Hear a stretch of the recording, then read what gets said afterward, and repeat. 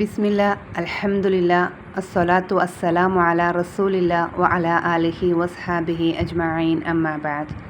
റബ്ബി ഇശ്റഹ് ലി സദ്രി വയസ്സിർ ലി അംരി വഹ്ലുൽ ഉഖ്ദതം മിൻ ലിസാനി യഫ്ഖഹു ഖൗലി. അല്ലാഹുമ്മ ലാ സഹ്ല ഇല്ലാ മാ ജഅൽതഹു സഹ്ല വ അൻത തജ്അലൽ ഹസ്ന ഇദാ ശിഅത സഹ്ല. റബ്ബി സിദ്നി ഇൽമ. അസ്സലാമു അലൈക്കും വറഹ്മത്തുള്ളാഹി വബറകാതുഹു. ഇൻഷാ അല്ലാഹ് ഇന്ന് നമ്മൾ സൂറത്ത് ഫാത്തിഹയുടെ തഫ്സീർ പാർട്ട് 1 കടക്കുകയാണ് അല്ലെ. ഇതുവരെ നമ്മൾ എന്തിനാണ് ഈ കോഴ്സ് അല്ലെ, ഇതിനോടുള്ള സമീപനം എങ്ങനെയായിരിക്കണം, അതുപോലെ നമ്മുടെ മൈൻഡ് സെറ്റ്, മനോഭാവം എന്തായിരിക്കണം, അതേപോലെ തന്നെ അള്ളാഹു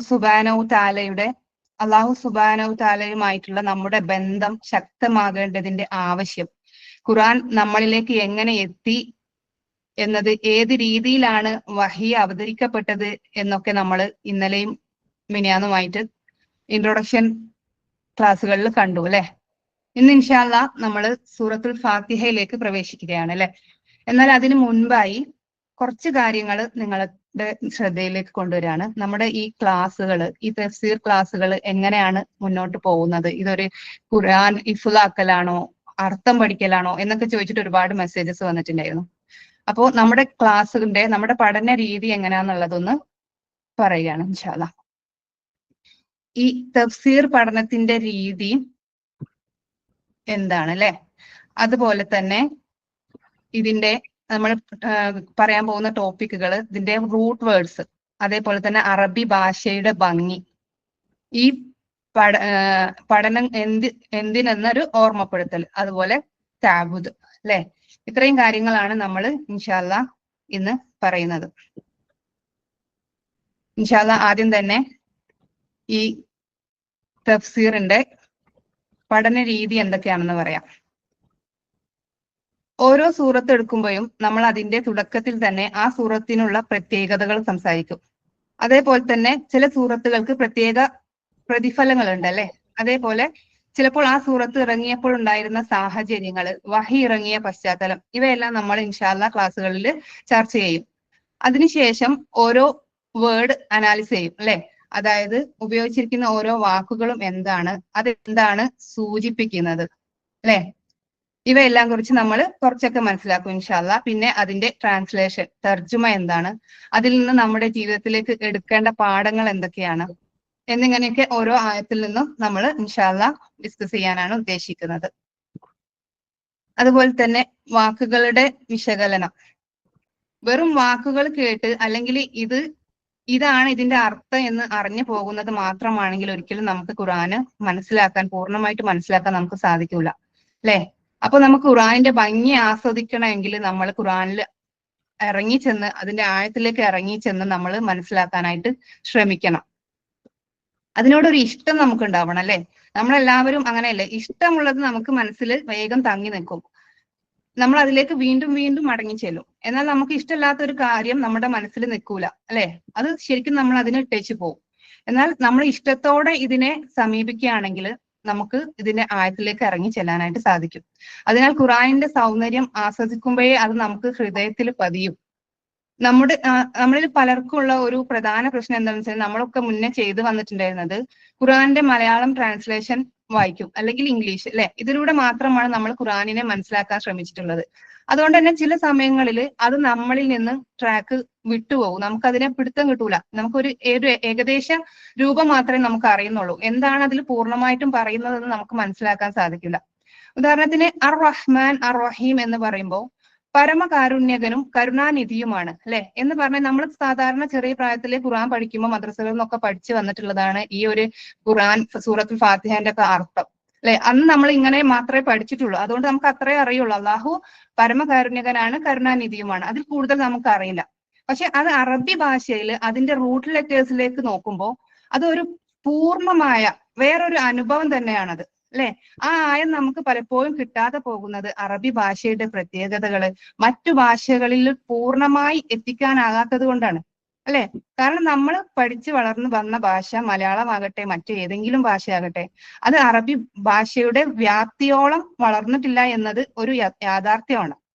അതാണ് നമ്മൾക്ക് ചിലപ്പോൾ ഖുർആൻ പൂർണ്ണമായി മനസ്സിലാക്കാൻ ബുദ്ധിമുട്ടുണ്ടാക്കുന്ന കാരണം. ഇൻഷാ അല്ലാ ഈ പഠനത്തിലൂടെ ആ കുറവ് നികത്താനാണ് നമ്മൾ ഉദ്ദേശിക്കുന്നത്. ഖുർആനിനെ ഹൃദയത്തോടെ മനസ്സിലാക്കാൻ നമുക്ക് ഒരുമിച്ച് ശ്രമിക്കാം ഇൻഷാ അല്ലാ. ഇനി അടുത്തതായിട്ട് നമുക്ക് അതിന്റെ തന്നെ ഈ നേരത്തെ പറഞ്ഞ ഈ റൂട്ട് ലെറ്റേഴ്സ് അല്ലെ, റൂട്ട് വേർഡ്സ്. ഇത് ശരിക്കും നമ്മൾ ഈ ഒരു ഇൻഫ്ലുവൻഷ്യൽ സ്പീക്കേഴ്സ് ഇത് പിന്നെ ആയിഷ മാമിന്റെ നൂർ സുദരിയിലെ ക്ലാസ്സുകൾ ഷോർട്ടൺ ചെയ്ത് പിന്നെ സമയമില്ലാത്ത ആൾക്കാരിലേക്ക് എത്തിക്കാൻ വേണ്ടി ശ്രമിക്കുമ്പോൾ ഞങ്ങൾ ആദ്യം വിചാരിച്ചത് റൂട്ട് ലെറ്റേഴ്സ് നമുക്ക് കട്ട് ചെയ്യാമെന്നാണ്. കാരണം കുറെ സമയം നമുക്ക് പിന്നെ കുറയ്ക്കാൻ വേണ്ടി. പക്ഷെ എനിക്ക് തോന്നിയ ഒരു കാര്യം, നമ്മൾ റൂട്ട് ലെറ്റേഴ്സ് കട്ട് ചെയ്ത് മുന്നോട്ട് പോവുകയാണെങ്കിൽ ഒരിക്കലും നമുക്ക് അതിന്റെ ആഴത്തിലേക്ക് ഇറങ്ങി ചെല്ലാൻ സാധിക്കില്ല. നമ്മൾ മുന്നേ പഠിച്ച അതേ രീതിയിൽ തന്നെ നമുക്ക് മുന്നോട്ട് പോകാൻ കഴിയുള്ളൂ അല്ലെ. നമ്മൾ ഖുർആൻ തഫ്സീർ വായിക്കുന്ന രീതിയിൽ വേർഡ് മീനിങ്ങും അതിന്റെ തർജുമയും പറഞ്ഞിട്ട് അങ്ങനെ പോകേണ്ടി വരും. പക്ഷെ ശരിക്കും നമുക്ക് ഖുർആന്റെ ആയത്തിലേക്ക് ഇറങ്ങാനും അത് മനസ്സിലാക്കാനും പറ്റുന്നത് അതിന്റെ റൂട്ട് ലെറ്റേഴ്സ് പഠിക്കുമ്പോഴാണ്, അതിന്റെ ഉള്ളിലേക്ക് ഇറങ്ങി ചെല്ലുമ്പോഴാണ് നമുക്ക് പഠിക്കാൻ സാധിക്കുന്നത്. അപ്പോൾ അറബി ഭാഷ വളരെ ഭംഗിയുള്ളതും സിസ്റ്റമാറ്റിക്കുമായ ഒരു ഭാഷയാണ്. അത് ഒരു ഗെയിം പോലെയാണ്. അതാണ് ഈ ഒരു റൂട്ട് ലെറ്റർ എന്ന് പറഞ്ഞാൽ നമുക്ക് ഗെയിം പോലെയാണ് അല്ലെ. കോംപ്ലിക്കേറ്റഡ് ആണെന്നൊക്കെ നമുക്ക് ആദ്യത്തിൽ തോന്നും, പക്ഷെ കളിച്ചുകൊണ്ടിരിക്കുമ്പോൾ അതിന്റെ ഹരം പിടിച്ചാൽ പിന്നെ നിർത്താൻ തോന്നൂല. സ്റ്റാർട്ടിങ്ങിലൊക്കെ ഞാനും നൂർ സുദരിയിൽ വന്നപ്പോൾ ഇതൊക്കെ കണ്ടപ്പോൾ ആകെ പേടിച്ചിട്ടുണ്ടായിരുന്നു. പക്ഷെ പിന്നീട് അത് മനസ്സിലാക്കി തുടങ്ങിയപ്പോൾ അൽഹംദുലില്ലാ അതിനോട് വല്ലാത്തൊരു ഇഷ്ടം തോന്നി അല്ലെ. നൂർ സുദരിയിൽ ക്ലാസ്സുകൾ കേൾക്കുന്ന ആൾക്കാർക്ക് അറിയണ്ടാവും അല്ലെ. നമുക്ക് അതിനോട് വല്ലാത്തൊരു ഇഷ്ടമാണ്. അപ്പൊ തുടക്കത്തിൽ ഇത് കാണുമ്പോൾ പ്രയാസം തോന്നണ്ട ആർക്കും. ഇൻഷാ അല്ലാ നമുക്ക് പോകെ നമുക്കിത് മനസ്സിലാക്കാൻ സാധിക്കും. ഓക്കെ, അത് കണ്ടിട്ട് ആരും പേടിക്കൊന്നും വേണ്ട. ഇൻഷാ അല്ലാ പറ്റുന്നവർ പഠിക്കാൻ ശ്രമിക്കുക, അല്ലാത്തവർ മനസ്സിലാക്കിയിട്ട് അങ്ങനെ പോവാട്ടോ ഇൻഷാ അല്ലാ. എന്നാലും അത് കുറെയൊക്കെ നമ്മൾ റൂട്ട് ലെറ്റേഴ്സും കൂടി പറഞ്ഞിട്ട് ക്ലാസ് മുന്നോട്ട് പോവാന്നാ വിചാരിക്കുന്നത്. എങ്കിലേ നമുക്ക് അതിന്റെ ആഴത്തിലേക്ക് പോകാൻ പറ്റുള്ളൂ.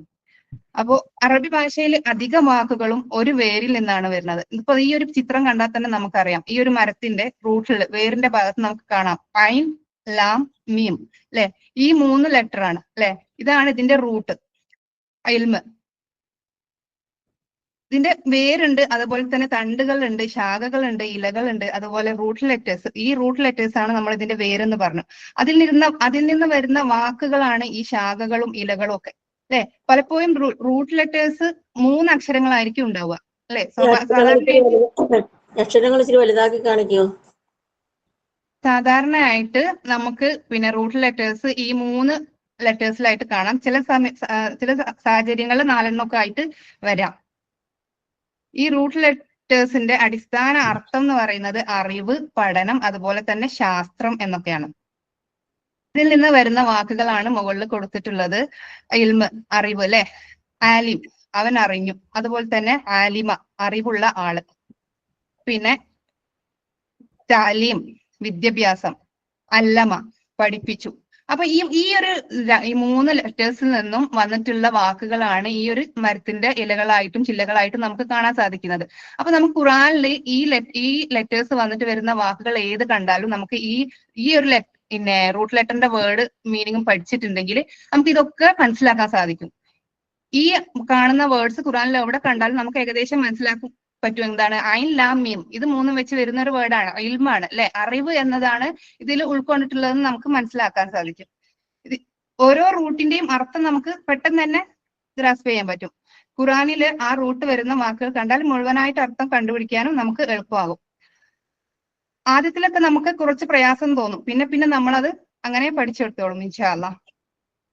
അപ്പോ ഈ റൂട്ട് ലെറ്റേഴ്സിനെ സംബന്ധിച്ച് ആരും ബേജാറാവണ്ട, ആരും പേടിക്കേണ്ട. ജസ്റ്റ് ഒന്ന് പറഞ്ഞു വെച്ചതാണ്. ഇൻഷാ അല്ലാ ഇങ്ങനെ ലെറ്റേഴ്സ് നമ്മൾ തുടർച്ചയായി പഠിക്കും. അപ്പൊ നമുക്ക് കുറെ വേർഡ്സ് അതിൽ നിന്ന് കിട്ടും. അപ്പൊ അതൊക്കെ പഠിച്ചു വരുമ്പോൾ നമുക്ക് ഖുർആൻ മനസ്സിലാക്കാൻ കുറെ കൂടി എളുപ്പമാകും ഇൻഷാ അല്ലാ. നെക്സ്റ്റ് വരുന്നത് അറബി ഭാഷയുടെ ഭംഗിയാണ് അല്ലെ. ഇതൊരു വലിയൊരു ചോദ്യചിഹ്നം തന്നെയാണ്. അല്ലാഹു സുബ്ഹാനഹു വ തആല എന്തുകൊണ്ടാണ് അവസാനത്തെ ഗ്രന്ഥമായ ഖുർആൻ അറബിയിൽ ഇറക്കിയത് അല്ലെ? ചിന്തിച്ചിട്ടുണ്ടോ? ഇന്ന അൻസൽനാഹു ഖുർആന അറബിയൻ ലഅല്ലക്കും തഅഖിലൂൻ. നിങ്ങൾ ഗ്രഹിക്കുന്നതിന് വേണ്ടി, നിങ്ങൾ ചിന്തിക്കുന്നതിന് വേണ്ടി അത് അറബി ഭാഷയിൽ വായിക്കപ്പെടുന്ന ഒരു പ്രമാണമായി അവതരിപ്പിച്ചിരിക്കുന്നു അല്ലെ. ഇവിടെ ലഅല്ലക്കും തഅഖിലൂൻ, നിങ്ങൾ ചിന്തിക്കണം, ബുദ്ധി ഉപയോഗിക്കണം, മനസ്സിലാക്കണം എന്നതിന് വേണ്ടിയാണ് അറബി ഭാഷയിൽ ഇറക്കിയിട്ടുള്ളത് എന്നാണ് അല്ലാഹു സുബ്ഹാനഹു വ തആല പറയുന്നത് അല്ലെ. അതേപോലെ തന്നെ ഉമർ റളിയല്ലാഹു അൻഹു പറയുന്നുണ്ട്, നിങ്ങൾ അറബി പഠിക്കുക, കാരണം അത് നിങ്ങളുടെ ചിന്താശേഷി, ബുദ്ധി വർദ്ധിപ്പിക്കുന്നു. ഒന്ന് ചിന്തിച്ചു നോക്കൂ അല്ലെ. സാധാരണ നമ്മൾ പറയുന്നത് എന്താണ്? ബുദ്ധി ഉണ്ടെങ്കിലേ പഠിക്കാൻ പറ്റൂന്ന. പക്ഷെ ഇവിടെ പറയുന്നത് പഠിച്ചാല് ബുദ്ധി വർദ്ധിക്കും. ഇത് ചെറിയൊരു കാര്യമല്ല അല്ലെ. നമ്മൾ അറബി എത്രത്തോളം പഠിക്കുന്നുവോ അത്രത്തോളം നമ്മുടെ മെമ്മറി ശക്തമാകും, വിശകലന ശേഷി കൂടും, ചിന്തയുടെ ആഴം വർദ്ധിക്കും. ഇത് വെറും ഇമോഷണൽ സ്റ്റേറ്റ്മെന്റ് അല്ല. ശരിക്കും ഭാഷ പഠിക്കുന്നത് തന്നെ ന്യൂറോ സയൻസിന്റെ അടിസ്ഥാനത്തിൽ ബ്രെയിൻ കണക്ഷൻ കൂട്ടുന്ന പറയുന്നത്. അള്ളാഹു സുബ്ഹാനഹു തആല നമ്മളോട് സംസാരിക്കാൻ തിരഞ്ഞെടുത്ത ഒരു ഭാഷയാണ് അറബി. ഒരു മനുഷ്യനെ നമ്മൾ സ്നേഹിക്കുന്നുണ്ടെങ്കിൽ അവരുടെ ഭാഷ നമുക്ക് മനസ്സിലാവണം അല്ലെ. അവരെ പഠിക്കാൻ നമ്മൾ ശ്രമിക്കണം. അള്ളാഹുവിന്റെ കലാം മനസ്സിലാക്കണം എന്നത് സത്യമായ ആഗ്രഹം നമുക്ക് ഉണ്ടെങ്കിൽ അറബി പഠിക്കണം എന്ന ചിന്ത നമ്മുടെ ഉള്ളിൽ നിന്ന് തന്നെ വരേണ്ടതല്ലേ അല്ലെ. നമുക്ക് അള്ളാഹുമായിട്ട് അടുക്കണം, അള്ളാഹുവിനെ അറിയണം എന്നുണ്ടെങ്കിൽ അള്ളാഹുവിന്റെ ഖുർആൻ പഠിക്കണം എന്നുള്ളത് നമ്മുടെ ഉള്ളിൽ നിന്ന് വരേണ്ട ഒരു ചിന്തയാണ് അല്ലെ. അല്ലാതെ ഒരിക്കലും നമുക്ക് അതിനെ സമീപിക്കാൻ പറ്റൂല. നേരത്തെ നമ്മൾ പറഞ്ഞ പോലെ നമുക്ക് ഇഷ്ടമുണ്ടെങ്കിലേ, ഇഷ്ടത്തോടെ നമ്മൾ അതിനെ സ്വീകരിച്ചാലേ നമുക്ക് അത് മനസ്സിലാക്കാൻ സാധിക്കുകയുള്ളൂ. അറബി പഠിക്കുന്നത് വെറും ഒരു അറബി ഭാഷ പഠിക്കുന്നതായിട്ടല്ല, അള്ളാഹുവിന്റെ വാക്കുകൾ നേരിട്ട് കേൾക്കാനുള്ള ഒരു ആഗ്രഹവും ശ്രമവും ആയിരിക്കണം. ചിന്താശേഷി വർദ്ധിപ്പിക്കുന്ന ഒരു യാത്രയാണെന്ന് നമ്മൾ മനസ്സിലാക്കണം. ബുദ്ധിക്കും ഹൃദയത്തിനും ഒരുമിച്ച് പരിശീലനം കിട്ടുന്നതാണ് അല്ലെ. അറബി നമ്മൾ പേടിക്കേണ്ടതോ ഒന്നും ആയിട്ടുള്ള ഒരു ഭാഷയല്ല. ആർക്കും പഠിക്കാവുന്ന, ചെറിയ കുട്ടികൾക്കും മുതിർന്നവർക്കും പ്രായമായവർക്കും എല്ലാവർക്കും ഒരുപോലെ എളുപ്പത്തിൽ പഠിക്കാവുന്ന ഭംഗിയുള്ള അല്ലെ ഒരു അത്ഭുത ഭാഷ തന്നെയാണ് അറബി. ഇൻഷാ അല്ലാഹ് ഇനി ഈ പഠനം, നമ്മളിപ്പോ തുടങ്ങിയിട്ടുള്ള ഈ തഫ്സീർ പഠനം എന്തിനാണ്? അത് നമ്മളെല്ലാവരും ശരിക്കും ഒന്ന് ഓർക്കേണ്ടതാണ് അല്ലെ. നാം ഈ കോഴ്സിൽ വന്നത് ആരുടെയെങ്കിലും നിർബന്ധം കൊണ്ടാണോ? അല്ലെ. നമ്മളോട് തന്നെ ഒന്ന് ചോദിക്കുക, നമ്മൾ ആരെങ്കിലും നിർബന്ധിച്ചിട്ടാണോ ഇന്ന് ഇവിടെ എത്തിയിട്ടുള്ളത്? അല്ല, നമ്മൾ തന്നെ തെരഞ്ഞെടുത്തതാണ് അല്ലെ. എന്തിനു വേണ്ടിയിട്ടാണ്? അള്ളാഹുവിനോട് അടുക്കാൻ വേണ്ടിയിട്ട് അല്ലെ. നമ്മുടെ മനസ്സിന് യഥാർത്ഥ സമാധാനം കിട്ടാൻ വേണ്ടിയിട്ട്, അതിനു വേണ്ടിയിട്ടാണ് നമ്മൾ ഇന്ന് ഇവിടെ എത്തിയിട്ടുള്ളത്, നമ്മൾ ഈ കോഴ്സ് തെരഞ്ഞെടുത്തിട്ടുള്ളത് അല്ലെ. അള്ളാഹു സുബ്ഹാനഹു തആല തന്നെ പറയുന്നുണ്ട്, വമാ ഖലഖത്തുൽ ജിന്ന വൽ ഇൻസ ഇല്ലാ ലിയഅ്ബുദൂൻ. ജിന്നുകളെയും മനുഷ്യരെയും ഞാൻ സൃഷ്ടിച്ചത് എന്നെ ആരാധിക്കുവാനായി മാത്രമാണ് അല്ലെ. ഇപ്പോൾ നമ്മുടെ ജീവിത ലക്ഷ്യം എന്താ? ഒരു യഥാർത്ഥ ആബിദാകുക എന്നത്. ഇബാദത്ത് എന്നത് നമസ്കാര സമയം മാത്രമല്ല, ജീവിതം മുഴുവൻ ഇബാദത്താക്കുക എന്നതാണ് നമ്മുടെ ലക്ഷ്യം. ഓരോ സന്തോഷവും ഓരോ കഷ്ടതയും നമ്മളെ ഒരു പൂർണ്ണ ആബിദാക്കാനുള്ള പരിശീലനമാണ്. അള്ളാഹു നൽകിയിട്ടുള്ള ടൂളുകളാണെന്ന് നമ്മൾ അത് മനസ്സിലാക്കിയിട്ടില്ല അല്ലെ.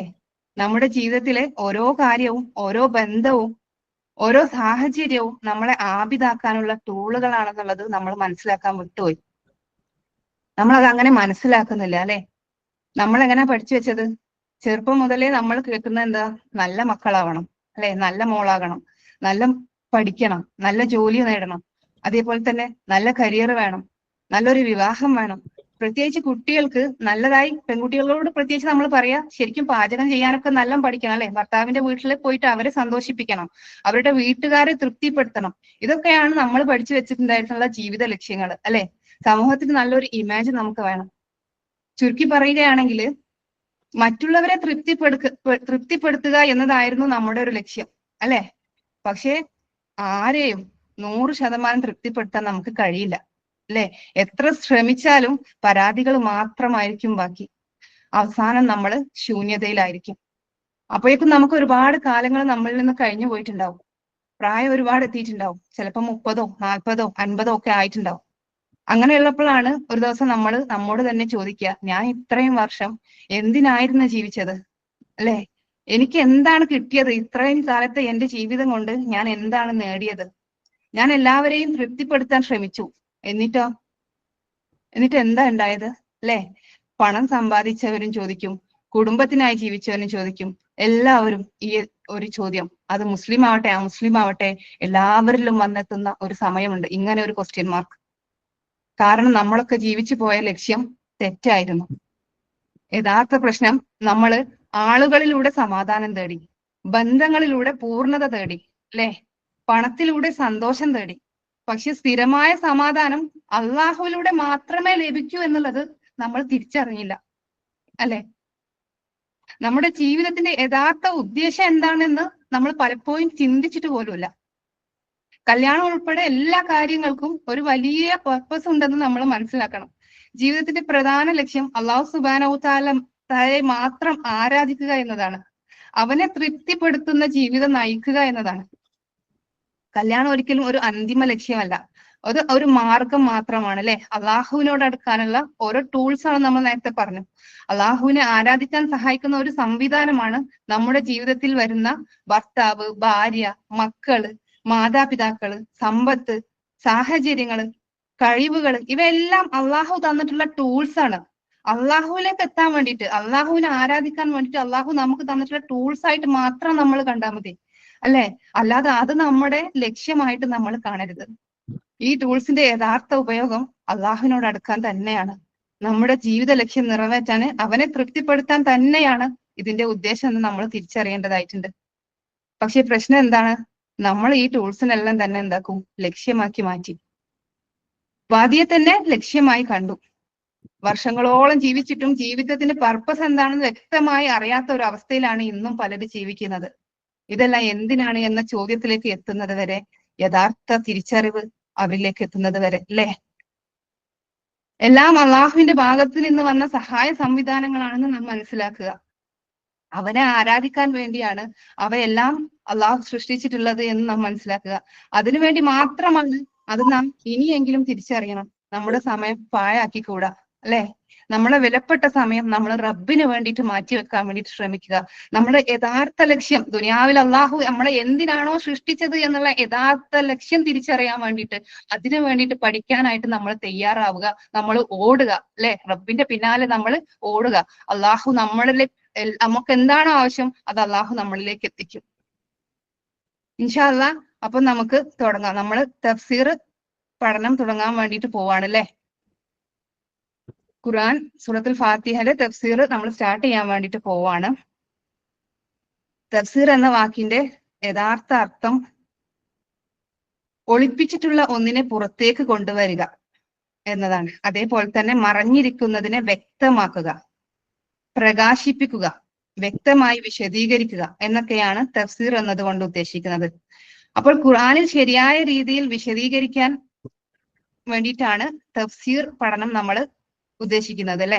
ഇപ്പോൾ നമ്മൾ ഖുർആൻ പഠിക്കുമ്പോൾ അതിനുള്ള ചില നിയമങ്ങളൊക്കെ ഉണ്ട്. ഖുർആൻ പാരായണം ചെയ്യുമ്പോൾ ഔദും ബിസ്മിയും അതിന്റെ മര്യാദയിൽപ്പെട്ടതാണെന്ന് നമ്മൾ പഠിച്ചിട്ടുണ്ട് അല്ലെ.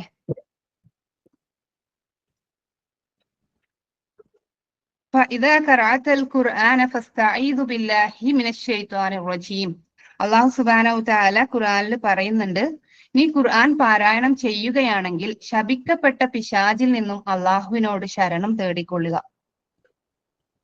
അഊദു ബില്ലാഹി മിനശ് ശൈത്താനിർ റജീം. ശപിക്കപ്പെട്ട പിശാചിൽ നിന്നും ഞാൻ ശരണം തേടുന്നു. പക്ഷെ നമ്മൾ ഇത് എത്ര ആഴത്തിൽ മനസ്സിലാക്കിയിട്ടുണ്ട്? നമ്മൾ ദിനേന ഖുർആൻ ഓതുമ്പോ ആദ്യം തന്നെ പറയുന്ന ഒരു കാര്യമാണ് അല്ലെ, അഊദു ബില്ലാഹി മിനശ് ശൈത്താനിർ റജീം. നമ്മൾ ഇതിനെ പൂർണ്ണമായിട്ടും മനസ്സിലാക്കിയിട്ടുണ്ടോ? ഇതിന്റെ തർജ്ജമ പറയുമ്പോൾ ശപിക്കപ്പെട്ട പിശാചിൽ നിന്നും ഞാൻ അള്ളാഹുവിനോട് ശരണം തേടുന്നു. നമുക്ക് ഇത്രയും അറിയാം അല്ലെ, പിശാച് ശപിക്കപ്പെട്ടതാണ്, അതിൽ നിന്നും ഞാൻ അള്ളാഹുവിനോട് ശരണം തേടുന്നു. അത്രയും നമ്മൾ മനസ്സിലാക്കിയിട്ടുള്ളൂ. കാരണം ഖുർആൻ തുടങ്ങുന്ന നിമിഷം മുതൽ തന്നെ ശൈത്താൻ നമ്മളെ അറ്റാക്ക് ചെയ്യാൻ ആരംഭിക്കും അല്ലെ. അതുകൊണ്ടാണ് അള്ളാഹു സുബ്ഹാനഹു തആല നമ്മളോട് പറഞ്ഞിട്ടുള്ളത്, നിങ്ങൾ ഖുർആൻ പാരായണം ചെയ്യുകയാണെങ്കിൽ പിശാചിൽ നിന്നും ശരണം തേടണം അല്ലെ. ഖുർആൻ എന്നത് ഹിദായത്താണ്, വെളിച്ചമാണ്, അതേപോലെ തന്നെ സത്യമാണ്. ശൈത്താന് സത്യത്തിൽ നിന്ന് വളരെ ദൂരെയാണ്. അതുകൊണ്ടാണ് സത്യത്തിലേക്ക് നീങ്ങുന്ന ഓരോ മനുഷ്യനെയും അവൻ തടയാൻ വേണ്ടി ശ്രമിക്കുന്നത്. ഇൻഷാ അല്ലാഹ് നമുക്കിത് ഡീറ്റെയിൽ ആയിട്ടൊന്ന് നോക്കാം അല്ലെ.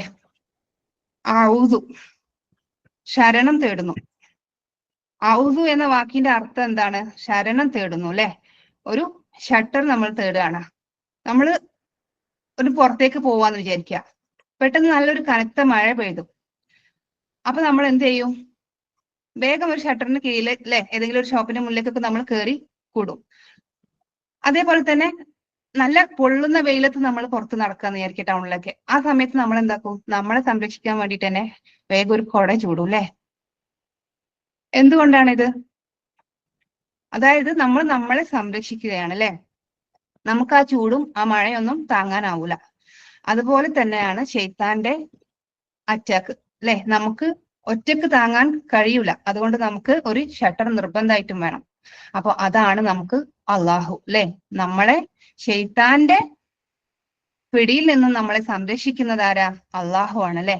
അതുകൊണ്ടാണ് ഇവിടെ പറയുന്നത് ബിസ്മില്ലാഹി അല്ലെ? ഞാൻ ശരണം തേടുന്നു ബില്ലാഹി.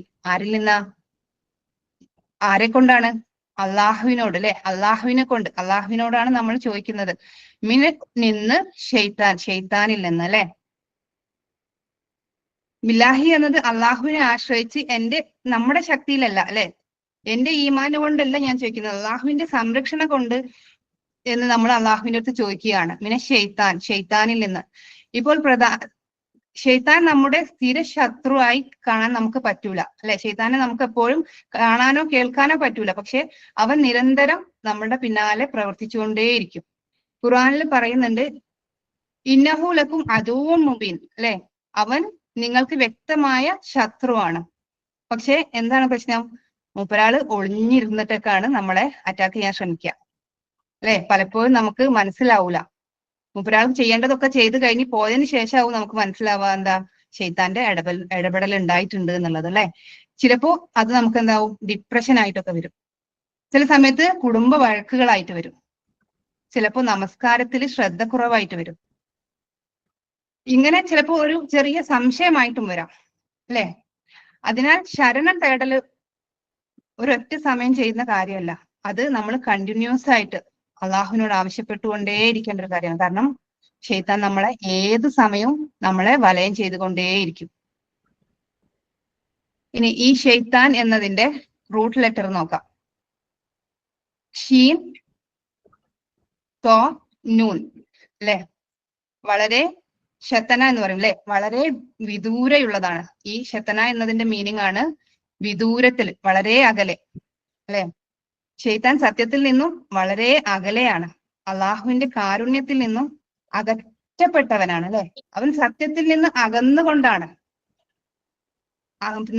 നമ്മളെയും സത്യത്തിൽ നിന്ന് അകറ്റാൻ ശ്രമിക്കുന്നവനാണ് അല്ലെ ഷെയ്ത്താന്.